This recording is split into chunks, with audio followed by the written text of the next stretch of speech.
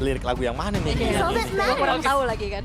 Oke, kalau gitu kita bakal langsung saja menuju ke drafting phase. They call me a hero. RRQ harus mengamankan poin ini karena kalau tidak 2-0 tanpa balas akan diamankan oleh tim Alter Ego. Dan sekarang mereka menutup ke arah Uranus 1-1 dan juga menuju ke arah Gatot Kaca. Ya, ini sebenarnya tukeran posisi ya untuk picknya juga. Cuman masih sama nih, ada Gatot Kaca di first phase. Dan One juga nggak yang terlalu pengen buru-buru diambil sama Alter Ego. Dan satu respect, Fanny-nya di ban nih, Bro.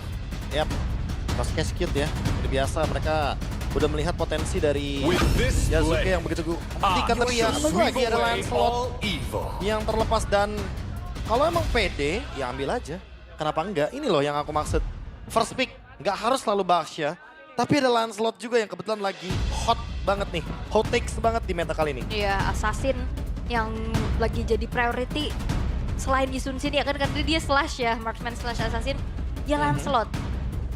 Oke, dan langsung di first pick untuk Yasuke karena performance dia dengan assassin ini juga luar biasa. Langsung dijawab dengan Kalea. Apakah dengan Parsanya sekarang? Atau langsung Beatrix saja? Pick Terburu-buru Beatrix di kah? awal. Gak ada masalah kayaknya. Selama ada Kalea. Oke. Ditambah lagi, ini kan udah ada salah satu bukti juga. Di mana Kalea ini kan secara mirip itu kayak Kaja kan. Bisa Iya. masuk, dive in dan juga bisa menarik dengan pick off. Ya, bedanya bisa bikin kejutan aja kalau Kalea kan. Tapi kalau nggak ada damage ya seperti yang Profesor KB sampaikan, ini bingung juga Ul. Harit, scaling. Apakah mereka akan ubah jungle-nya nggak main ke arah hero scaling? Atau ini jawaban dari yang tadi Ranger Mas pertanyakan di game yang pertama. Karena Toy-nya itu dikasih hero yang scalingnya scaling banget nih. Yang lama-lama banget. Karena kalau Harit modal 2 item dia udah punya damage sebenarnya. Yap. Dan mid lane-nya juga sebenarnya masih belum kelihatan ya dari RRQ. Nanti mungkin bisa kombonya bersama mid Our lane-nya. cosmic blaze will Tapi never Claude, be extinct. wow, salah satu hero nyaman juga untuk RV ya. Claude. Dan dijawab dengan adanya Hayabusa. Battle Assassin kembali. Tapi mau gimana pun ya, kalau kita ngomongin patch yang sekarang, ini Lancelot dalam keadaan kayak yang bener-bener diuntungkan My banget mission karena is ada to patch. protect lives. Nah, Hylos yang ditutup berarti menandakan kalau misalkan Alter Ego ingin mencoba untuk nge-expose beberapa hero yang akan dimainkan sama Nino nih terutama. Oke, Mereka mereka Nino ngebuang 2 band loh secara nggak langsung. Iya. Hylos, Cici. Yap. Ini kalau bisa kita lihat, kalau ngomongin ke arah Alter Ego, sebenarnya dia masih cukup oke. Dengan adanya early dari Lancelot, scaling dari Cloud dan juga Succeed. Nah kanan 2 lagi scalingnya Ul. Iya ya. Ini mereka bisa bawa nge-stretch game ini nggak? Mid lane yang lumayan early. Bisa Fans juga. ya? rises when I give the word. Iya, bisa jadi Farsha juga sih ya. Tapi Fans ya? Khalid dulu yang di ban sama RRQ. Mereka nggak mau ada agresivitas lagi dari Alec dengan Khalidnya. Oh, ini target band sih jatuhnya. Iya, ya, target band mereka nggak mau di pick off. Yang mungkin harus dipikirkan adalah sekarang dari RRQ, mereka udah tahu nih di mana EXP lane-nya Alter Ego dari tadi mendominasi. Ya. Apakah Nino akan menggunakan hero yang bisa masuk dive in ke arah jungle? Itu problem untuk Hayabusa loh. Kayak Hilda gitu ya, yang bisa nge-screening.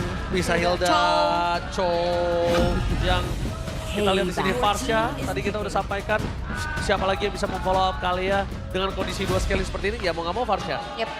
Tapi kalau mau main area of effect juga, karena Gatotnya juga udah nggak ada ya. Arlot kebuka. Arlotnya juga kebuka untuk saat ini. Dibalikin bisa loh. Farsha, Iya. enak banget loh Prof. Itu digeser-geser Arlot. Iya.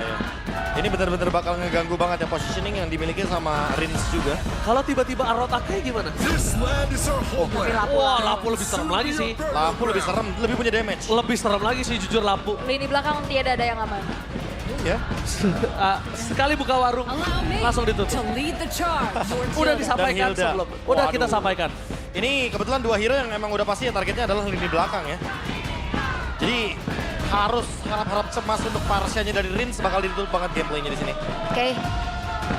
Untuk EXP, biasanya lapu-lapu dilawan pakai Esmeralda. Esmeralda ya. Nah tapi masalahnya Esmeralda-nya ketemu sama Zuxin juga nih. Susah Esmeralda ya. ketemu Succeed.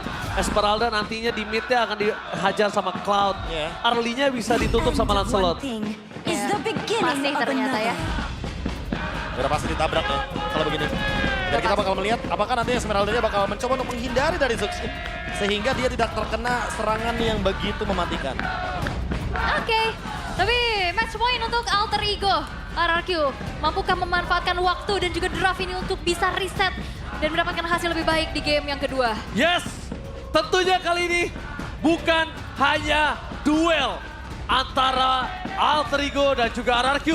Duel Youngblood siapakah yang lebih panas? Youngblood siapakah yang lebih bersinar? Dan member baru siapakah yang akan mendapatkan kemenangan di debut mereka? So, MPL Arena, mana tepuk tangannya? Let's go to the lane. Leles ya malam minggu teh leles. Leles apa? Lemes. battlefield. Lemes gitu. Smash them. Jomblo lemes. Coba yang sama pasangan senyum. Iya dong, tapi ya match point jangan lupakan ini Welcome sedang ada di depan to mata Mobile untuk Legends. Alter Ego. Reset cepat harus dilakukan dan bagaimana juga kembali memanfaatkan pick of power combo yang bisa dimainkan juga oleh RRQ, Bro. Ya, tapi agak sedikit berbeda ya. Biasa kita melihat Kalea Beatrix, kali ini Kalea dengan Karit. Jadi mungkin kita expect-nya adalah, waduh, ya minimal beberapa item dulu sih dari toy-nya. Baru nanti kita bisa melihat pick of power tersebut akan online. Oke, lihat kondisi kali ini di mana early pressure yang diberikan dari Idok agak cukup menakutkan. Tapi lihat tiba-tiba langsung ada mulai masuk dari Lancelot Yasuke bermain tapi dengan adanya Retribution. Permasukan dari tim RRQ, Race Lego Chaos membalaskan first blood dan Race di depan sana. Berhasil mendapatkan satu poin yang sangat mahal, membalaskan di mana game sebelum ini mereka dihantam dengan first blood-nya. Ya punya damage soalnya juga dikejar terus dan akhirnya ngebuat dari sang jungler Yasuke sedikit patah dan 3 tenacity dibawakan oleh Alter Ego. Ini bener-bener setup buat team fight banget ya. Dari segi pemilihan emblem dan kalau kita lihat dari pemilihan Zuxi-nya terlebih dahulu ya, agility. Ya udah otomatis ini bakal coba buat menangin rotasi melawan Rainis-nya. Karena terlihat juga dia punya Hilda, dia pengen mengimbangi gerakan Hildanya juga dari Alex. Ya. Tapi agak berbeda ya, soalnya Jushinnya tadi dengan agility dan juga Warden's Blessing. Iya, Tapi adjust lagi nih dengan tenacity. adjust lagi, Iya. makanya dia pengen team fight banget nih berarti. Oke. Top lane memang dibiarkan mandiri tapi sedikit ada tekanan nih yang sedang dipegang oleh Arfi. Oke, lihat Arfi ngepok ke arah Toy dan ngomongin ke arah head to head on the situation.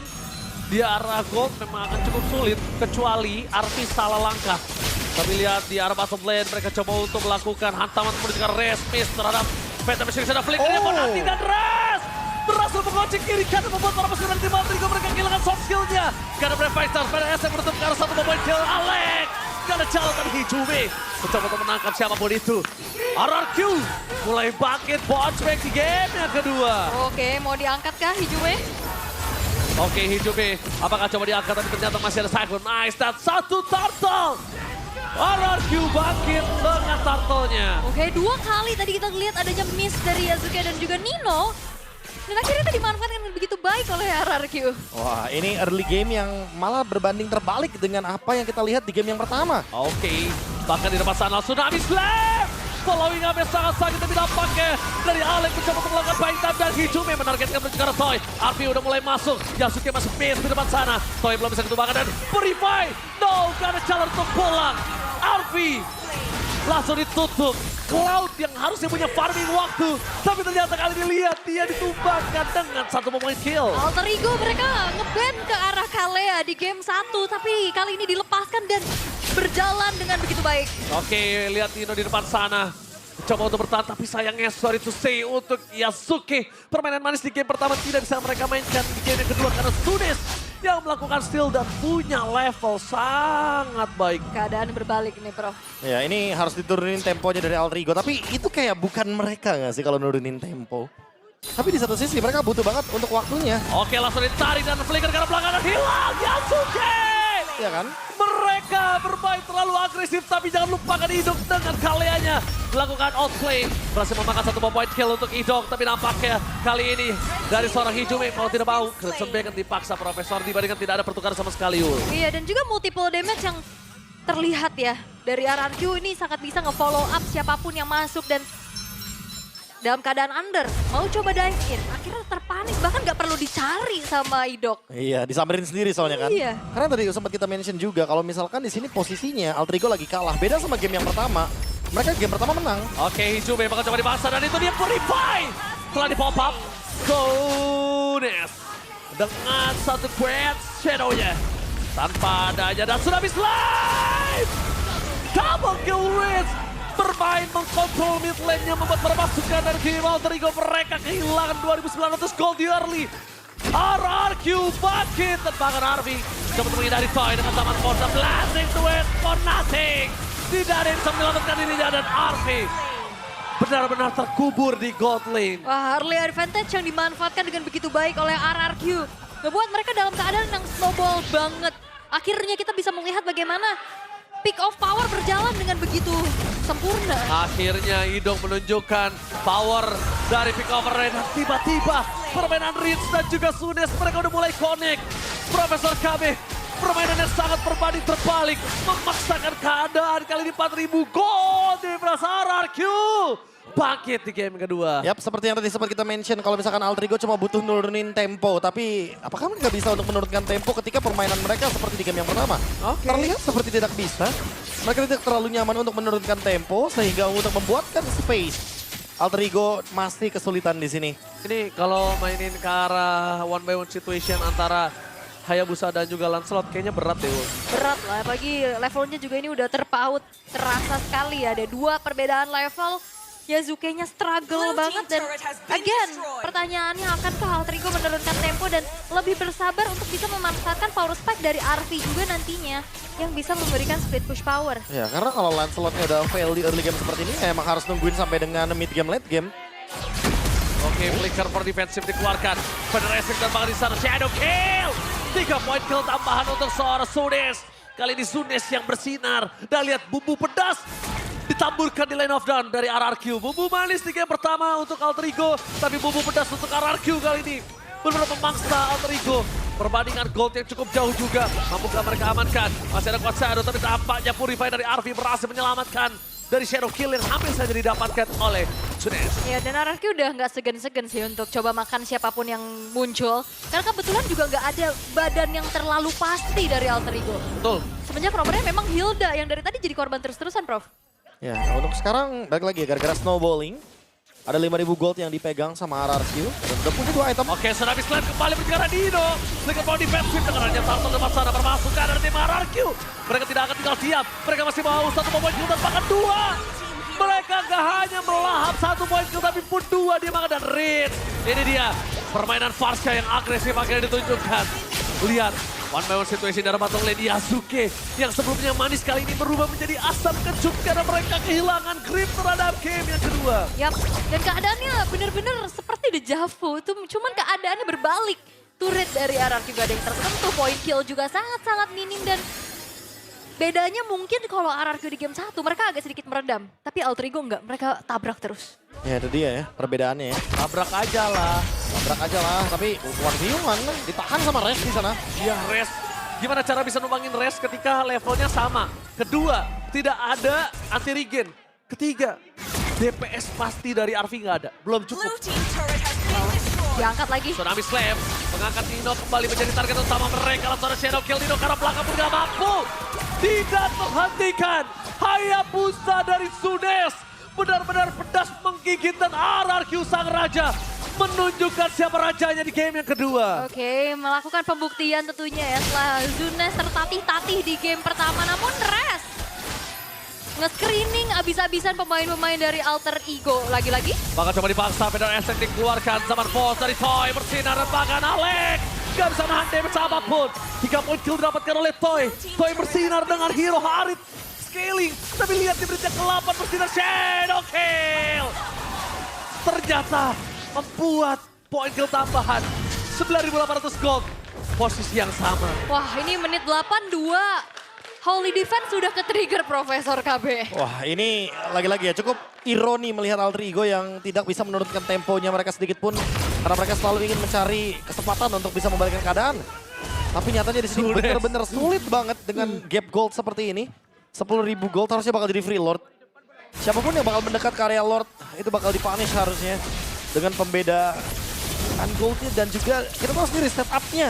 Idok siapapun yang lewat dia pasti tsunami slam. Satu match, dua bumbu yang berbeda.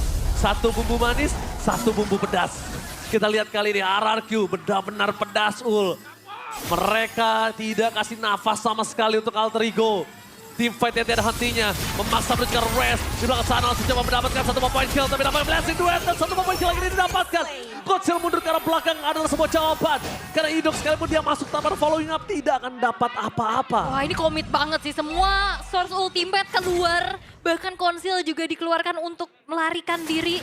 Seenggaknya ada satu point kill yang bisa ditabung oleh Alter Ego. Tapi masalahnya Lordnya juga baru spawn di top. Idok masuk ke dalam langsung tsunami slam. Wow. Hijume hilang di telat bumi. Memang ada Prefector. Mereka bersentuhan Ibnu. Tapi lihat di belakang sana. Dino suara diri bersama dengan Yasuki dan Choi.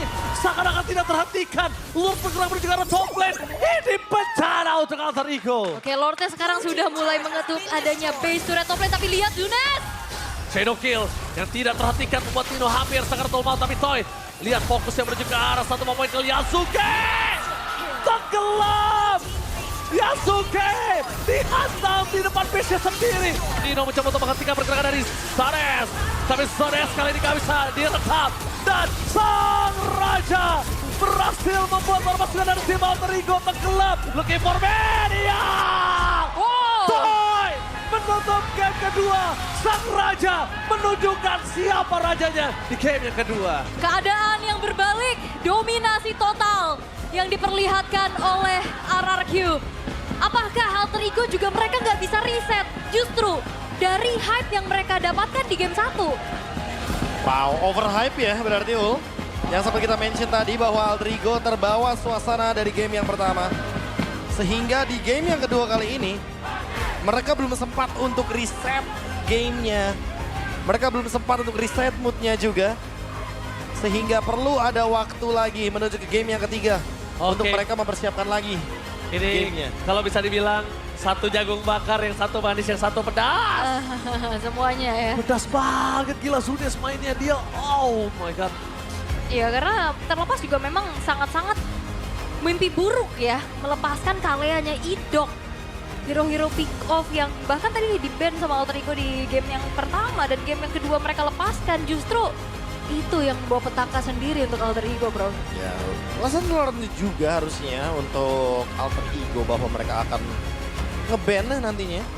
Mungkin, sangat memungkinkan sekali Ya. untuk option dari kaliannya. Karena terbukti tadi dari segi poin kill itu terlalu jauh loh gapnya. Gila kita lihat di sini Alek yang bersinar menjadi MVP di game pertama seakan-akan lumpuh tak berdaya. Idok. Satu ternyata momentum memaksakan keadaan team fight di Little Wanderer merubah segalanya. Iya. Ya. Semuanya berantakan, semua yang sudah disusun Alter Ego berantakan total. Berantakannya sampai ke mekanik. Sampai Soalnya ke tadi kan mekanik. agak Nah, itu, miss itu, ya. itu. Missnya banyak Iya. banget. Sama comms-nya, lagi-lagi nggak ada rem sama sekali dari Alter Ego. Sabar, apakah El sabar kita udah tidak ada lagi? El sabar, apakah tidak didengar? Lebih sabar, lebih sabar. Harusnya lebih sabar Tapi sedikit. tidak ada tempo yang turun. Nah, Bagaimana itu. bisa kita bilang kalau sabarnya ada di situ? Ya, Temponya ini. nggak ada yang turun, samsak. Karena dari awal kan sempat ditanya juga kayak apa yang harus dilakukan. Itu masih 1-4 loh poin killnya, masih dikit. Kayak harus turunin temponya dulu buat Alter Ego. Ternyata ya cukup menyedihkan juga kita tidak melihat ada penurunan tempo karena semuanya digulung terus jadinya sama RRQ. Karena Iya. ya mereka masih bakal cari point kill objektif. Inilah dia yang sempat kita mention tadi kalau misalkan gameplaynya RRQ EXP centric. Nanti mereka kuatin EXP, menangin turtle, gulung gamenya. Benar, dan juga kayak tadi kan pertanyaannya apakah RRQ bisa reset? Iya. Ternyata RRQ bisa reset, yang nggak bisa reset Alter Ego. Nah, ini Alter berarti Ego. game ketiga jawabannya. Masih hype banget. Masih hype banget Ini kayaknya. seakan-akan dari dua game ini kayak bisa kita bilang satunya langsung hantem dapat satu poin kill, Oke. yang satu udah ngantem dapat, tapi satunya tetap mau ngotot. Lo iya. jual gue beli. Lo jual gue beli, ini bukan, sorry Ul, lo jual gue borong. Oh iya borong. Oke ini dia crucial momennya. Bener. Karena banyak banget ya momen-momen yang wah banyak banget sih. Bahkan dari awal yang dive in-nya juga Yasuke yang ketangkep sama Idok. Nah itu sebenarnya. Iya. Gimana mereka harusnya menurunkan tempo, mereka mengurangi resiko-resiko yang ada. Ini kayak tiba-tiba kena tidal strike, flicker ke belakang, Idok. Oke, VP-nya tak lain dan juga tak bukan. Idok, 2 roamer bersinar untuk 2 game. Dan penentuan di game yang ketiga. Tuh.